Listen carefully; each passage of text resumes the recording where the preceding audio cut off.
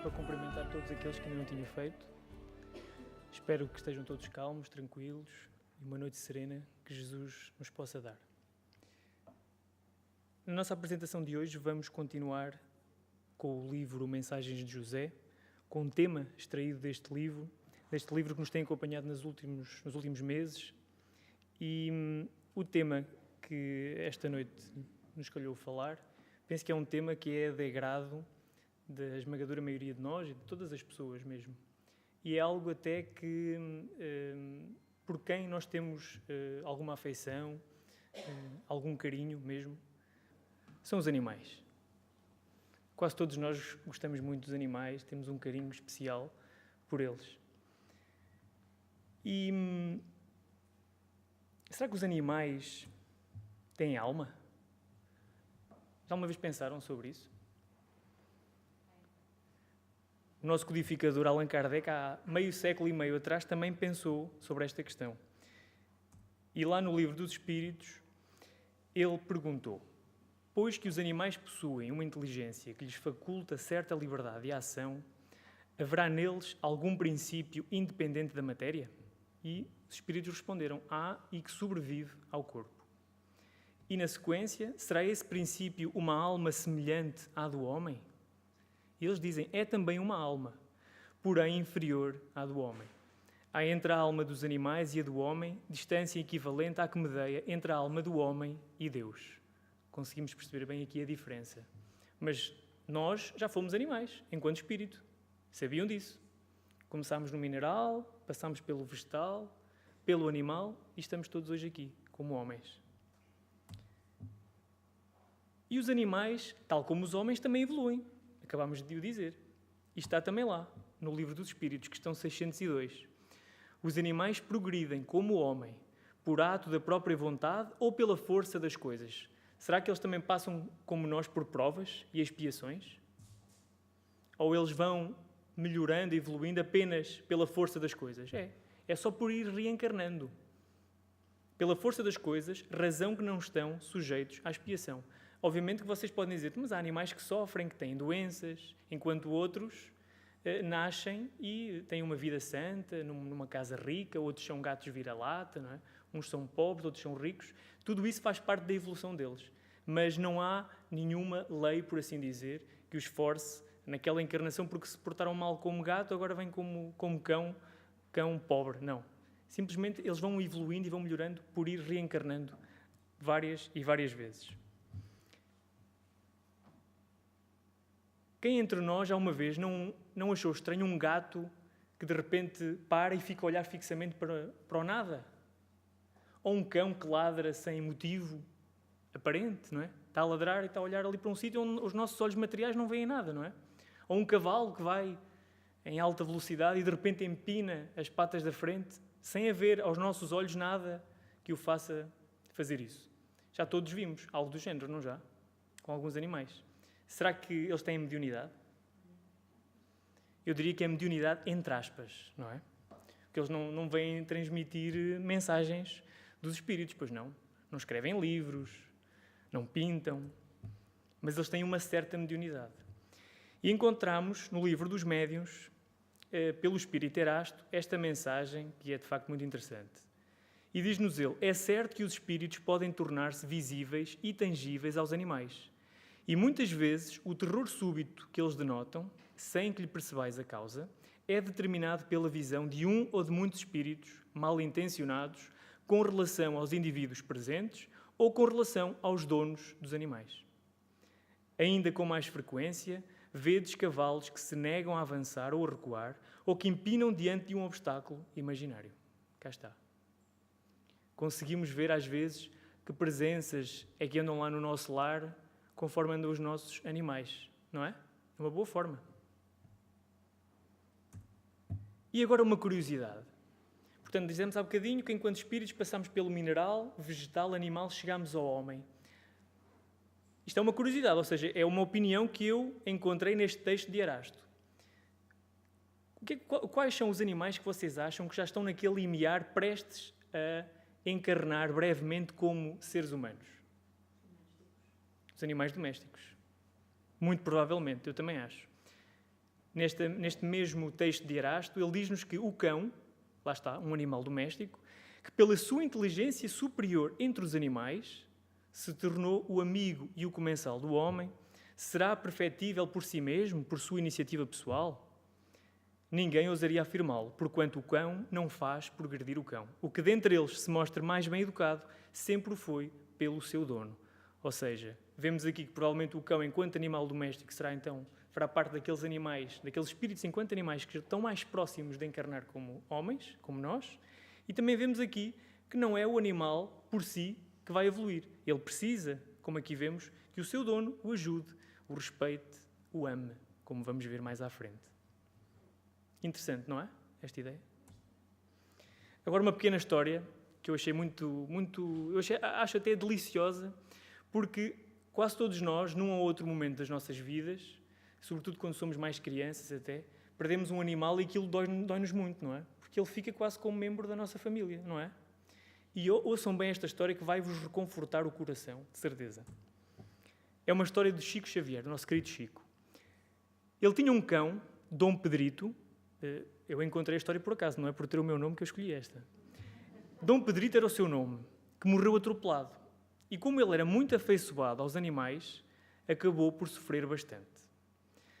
Passou-se algum tempo e um dia, quando Chico ia passear pela rua, passa por si um cão, acompanhado pelo seu filhotinho, que começou a segui-lo.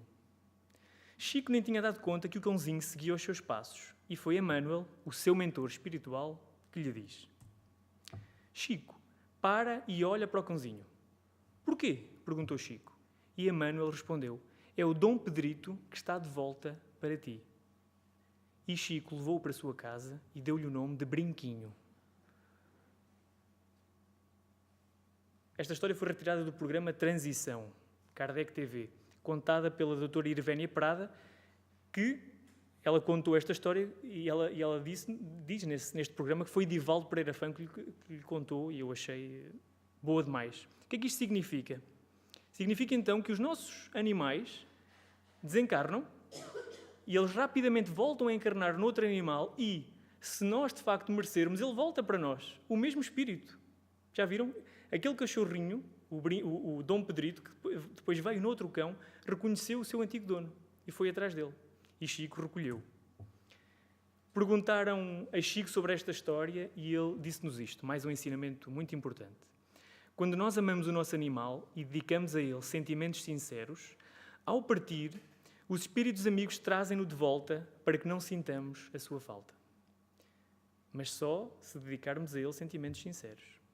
Nós, seres humanos, estamos na natureza para auxiliar o progresso dos animais, na mesma proporção que os anjos estão para nos auxiliar. Por isso, quem maltrata um animal é alguém que ainda não aprendeu a amar. Nosso querido Chico, sempre a ensinar-nos. Respeito. Devemos respeitar os animais da mesma maneira como respeitamos os nossos semelhantes. Mas será que, para além de respeitá-los, devemos mesmo amá-los? Do fundo do nosso coração? Sim, sem dúvida. E são tantos os exemplos magníficos de fidelidade e ternura que os animais nos têm proporcionado, não é verdade? Eles são verdadeiros amigos, fiéis, carinhosos. Eu encontrei alguns exemplos. Olhem este cão que vai ali provavelmente ajudar a encontrar alguém. Este provavelmente vai ajudar o soldado a evitar que ele encontre algum explosivo que o magoe, que o mate. Cão guia. Tão preciosos para os nossos irmãos invisuais, não é?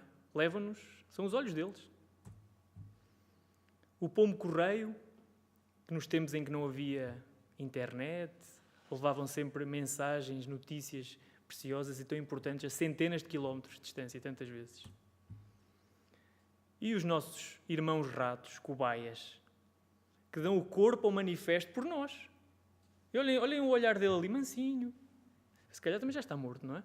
Mas ele seguramente que nem deu conta que estava a dar o corpo por nós. Nem esperneou, nem gritou.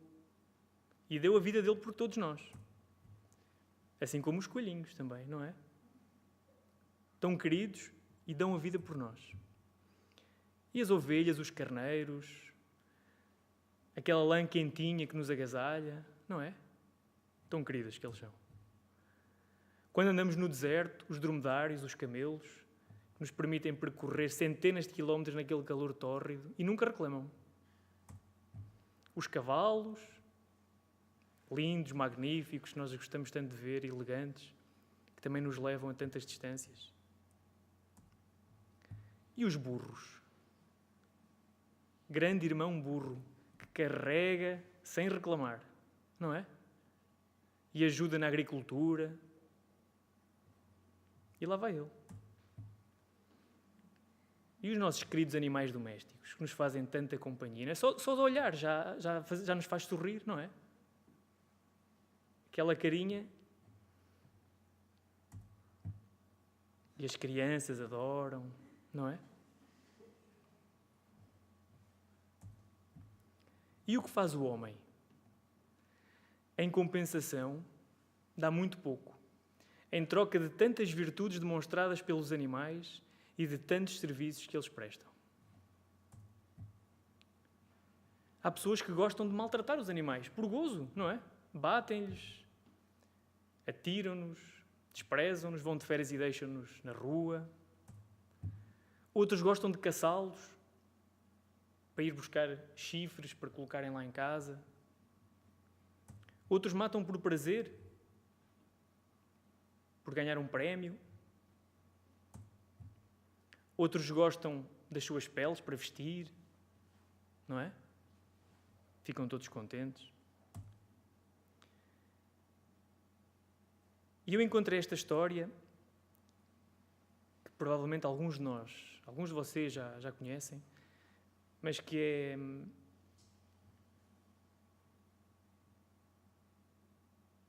o irmão X, com esta história, dá-nos um ensinamento sobre o que os animais fazem aqui na Terra por nós e o que nós, se calhar, ainda não fazemos por eles. Uma obra psicografada pelo nosso Chico. E então conta assim: um anjo de longínquo sistema, interessado em conhecer os variados aspectos e graus da razão na inteligência universal, pousou num campo terrestre e, surpreso ante a paisagem, aí encontrou um homem e um boi. Admirou as flores silvestres, fixou os horizontes coloridos de sol e rejubilou-se com a passagem do vento brando, rendendo graças ao Supremo Senhor.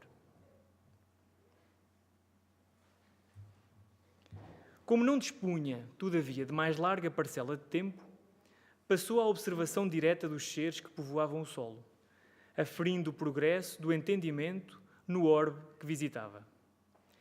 Examinou as pupilas do homem e descobriu a inquietação da maldade. Sondou os olhos do boi e encontrou calma e paz. Já olharam bem nos olhos do boi? Usando o critério que lhe era particular, concluiu de si para consigo que o boi era superior ao homem. Consolidou a impressão quando, para experimentar, pediu mentalmente aos dois trabalhassem em silêncio. O animal respondeu com perfeição, movimentando-se humilde, mas o companheiro bípede gritou espetacularmente, proferindo nomes feios que fariam corar uma pedra.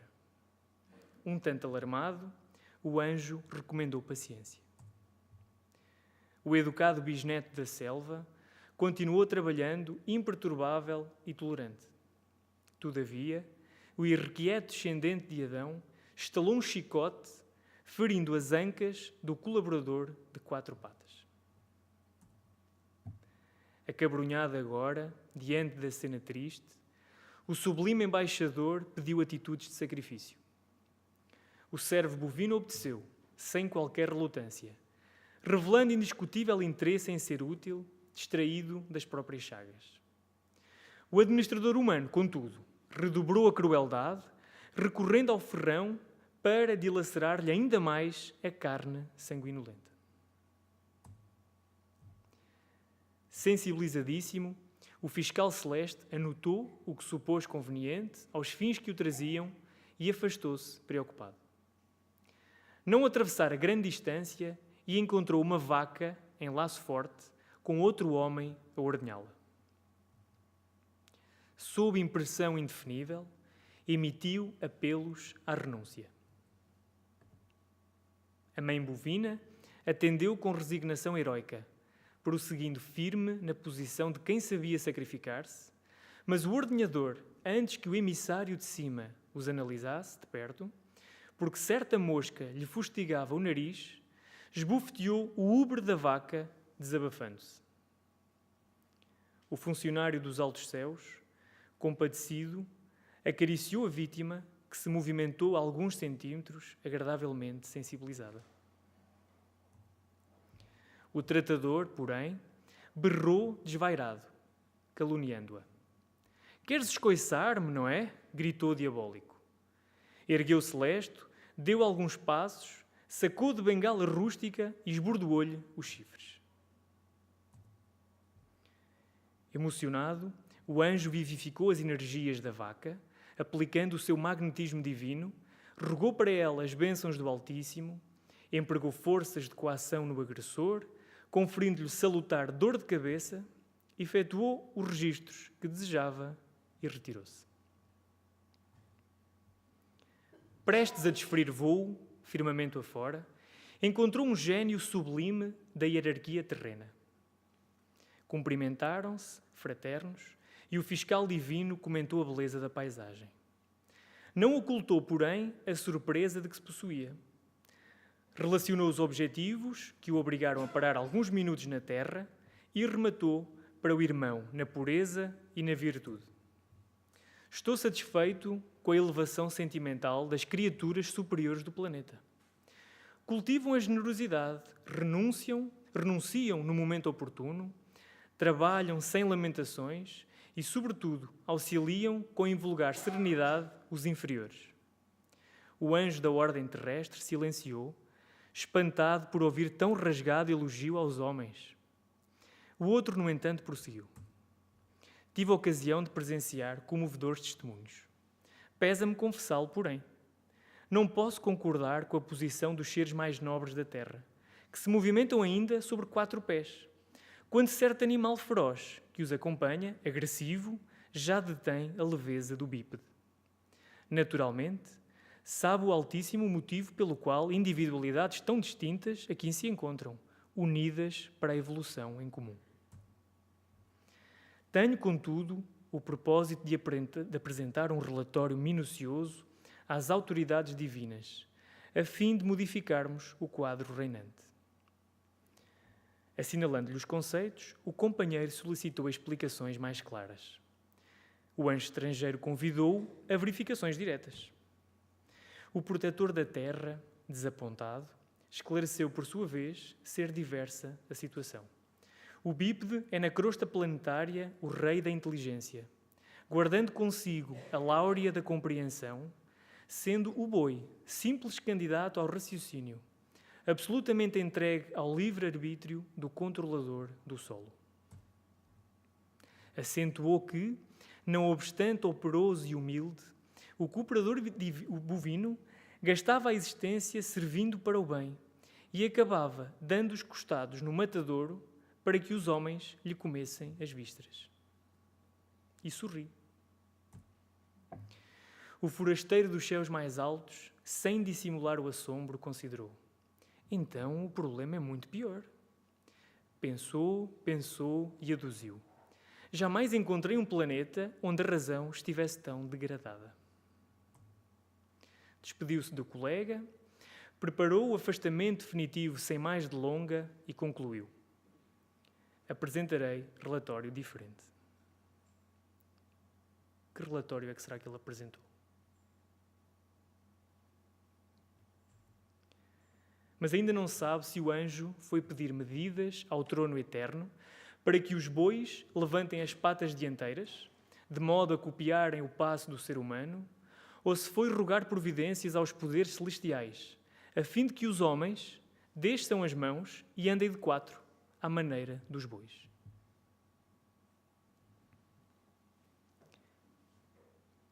É a síntese daquilo que os animais fazem aqui no nosso planeta Terra connosco. Uns fazem-nos companhia, outros alimentam-nos, outros ajudam-nos a trabalhar, dão-nos apoio. E o que é que Jesus, o que é que Deus, quando os pôs aqui na Terra connosco, nos pede a nós para fazermos com eles? Aprender, irmos melhorando com a ajuda deles, mas acima de tudo, amá-los como irmãos, que eles verdadeiramente são de todos nós. Embora alguns de nós, às vezes, ainda tenhamos alguma dúvida disso. Mas é isso mesmo que eles são. Mas se nós já tivermos esta consciência que nós já passámos por aquele estágio um dia, se calhar há milhares ou milhões de anos, não sabemos, mas nós também já passámos por ali. E como é que nós gostaríamos de ser tratados na altura? Com carinho, com respeito ou com desprezo e com maldade? Seguramente. Com amor, acima de tudo. Os animais são, de facto, os nossos irmãos, logo depois do ser humano. Assim como as plantas que vêm logo a seguir. E como esta imagem, se Jesus estivesse aqui na Terra, como é que ele trataria não só as pessoas, mas os animais? Era assim, com carinho e com respeito. E fica esta conclusão para nós meditarmos em casa, serenamente. Quem sabe até contar esta história a alguém que ainda não tenha este sentimento. Quem sabe se podemos tocar algum coração de algum amigo nosso.